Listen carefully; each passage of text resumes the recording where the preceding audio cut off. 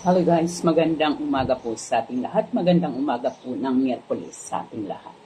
So ngayon guys, isa na namang panibagong kaalaman ang ating ituturo sa inyo. Kayo ba ay may mga bagay na gustong-gusto na ninyong maalis talaga sa inyong buhay, bagay or tao man? So kung pakiwari mo ay yung isang tao na to ay wala nang ginagawa kundi bigyan ka ng problema.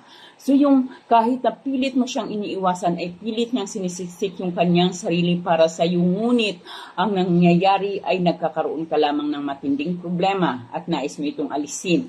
Or mayroon ka ba sa sarili mo na gustong-gusto mong alisin ngunit napakahirap sa iyo ang para alisin ito? Ito po ang ating gagawin. So, kumuha po lamang ng tissue paper. So, toilet paper po ang kailangan dito. Hindi anumang papel, kundi toilet paper.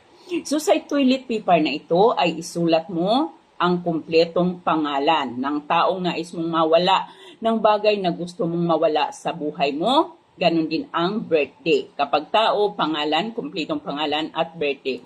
Kapag mga bagay naman, kung ano ba yung mga bagay na yan na ayaw mo nang mararanasan or ayaw mo nang manatili sa buhay mo. Pagkatapos ng maisulat dito sa tissue paper, ay itupi mo ito palabas. So, hindi po papasok kasi inaalis po natin ito. So, pag ganito po ang ating tupi. Palabas po ang ating tupi. So, yan. Palabas ang ating tupi. Pagkatapos po natin itong maitupi ng palabas, ay diretso mo kaagad itong i-flush sa inyong mga toilet.